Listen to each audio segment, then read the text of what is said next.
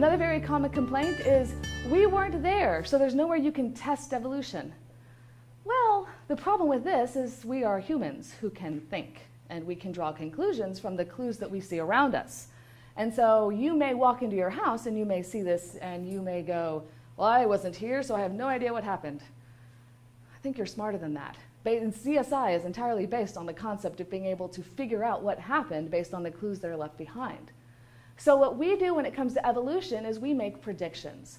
We say, if evolution happened, what would we expect to find?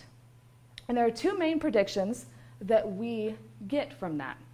The first is that more closely related species would be more similar.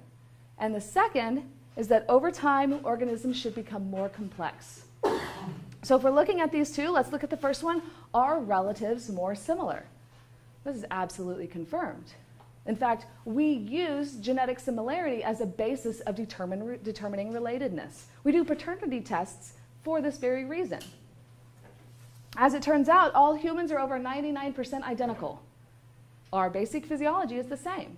This is why medicine as a field works. The same drugs that work in you work in me because our cardiovascular systems are the same and the hormones are the same and our nervous systems work the same. Our blood chemistry is the same. The veins run in the exact same places in all of our bodies, even though they're little bitty tiny. Like, that's amazing. All of that has to be coordinated.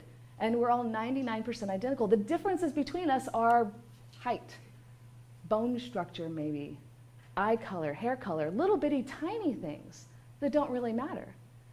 We're also 98% identical to chimpanzees. A lot of the same medicines that work on us work in them. They have complex social structures. They can communicate. We have a lot of similarities between us and chimps. We're also 50% identical to bananas.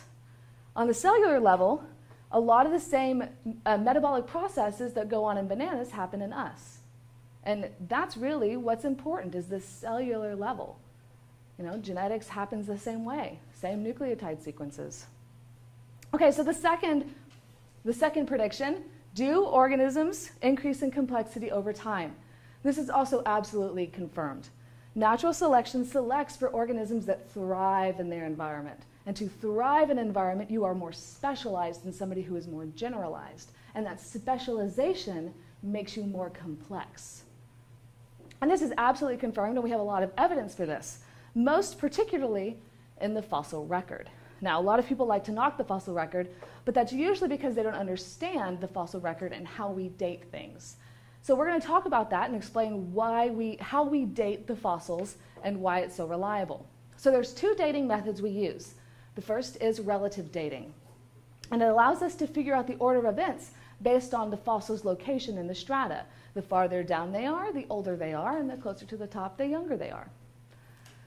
So take relative dating, and then we add to it absolute dating. Now, absolute dating is a little tricky because it can only be used in igneous rock. When igneous rock forms, it traps radioactive isotopes. And those isotopes will decay at a very specific rate depending on the particular isotope. So sometimes it's a fast decay, sometimes it's slow, but we know the rates. So it'll decay from a parent to a daughter isotope. And whenever we go to compare it, we compare that ratio of parent to daughter. And that gives us how long it's been since that rock solidified. And it's very handy. It's important to recognize that different isotopes are used for different ages. A lot of people talk about carbon-14 dating.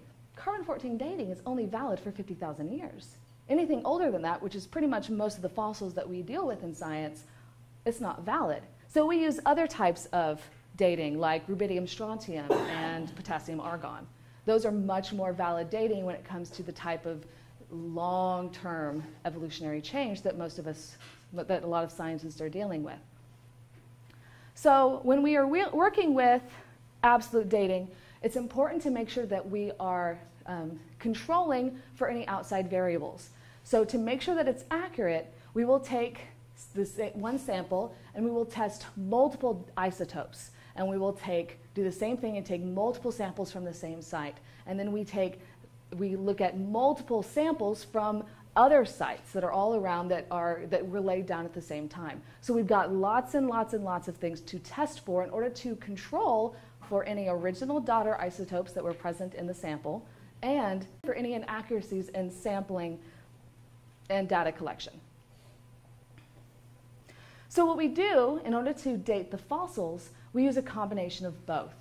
So we will take our radiometric dating and we will date what we can. In this case, there's a lava flow at about 450 million years ago, and there's granite at 480 million years. And between that, we have fossils. And it's a very particular set of fossils, and it's a very distinct pattern. And so we know that those fossils were laid down between 480 and 450 million years ago. So then we're looking at this other site that doesn't have any local igneous rock, but it has that exact same pattern of fossils, that very unique distinctive layer. And because we know that this other distinctive layer was laid down between this time period, we know that that time period, that those fossils were laid down during that same time period as well. And that lets us know that anything older than those fossils is older than 480, and anything younger is younger than 450. So that's how we use a combination of relative dating and absolute dating. So as scientists, the big thing that scientists do is we look for patterns. And that's the important thing. Science is all about pattern recognition. So we look at these fossils and we go, what patterns do we see in the fossil record? Okay? So here's some of them. One, very consistent radiometric dating. If they're using the right isotopes or the right samples, then you don't get anything weird. You'll have 4 or 5 different isotopes that are all pointing to the exact same time frame, and it's really cool when you actually do that. Another is that we will find some fossils that are similar to modern fossils, but then we'll also see some fossils that we've never seen before, that are completely new. We will see the slight variation of the exact same species change gradually over time. From one to the next, it may not look very different, but by the beginning to the end, they look dramatically different. We also find completely unique species in isolated areas. Studying the speciation of islands and the biogeography there is one of the most fascinating areas of biological research, because islands that have been separate from other areas for a long period of time develop really unique species, like Australia. Anybody ever wonder why Australia has so many weird animals? That's why, right?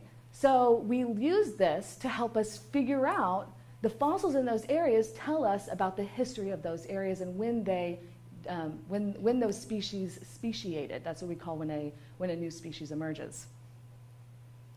Probably most significantly, we have never found a fossil out of place. We've never found a modern fossil with an old fossil. And that would completely revolutionize all of biology. Just one fossil, just one, would completely throw the theory of evolution out the window. We have yet to find any, and there are millions of fossils that we have. The fossil record is amazingly consistent. It's true, we don't have a specimen of every species that has ever existed, but you don't have a record of all your ancestors either. That doesn't mean they didn't exist, and that doesn't mean that you aren't descended from them. The truth is that evolution is fundamentally and overwhelmingly substantiated by the failure to falsify this prediction of increasing complexity through time. Quote Niles Eldridge.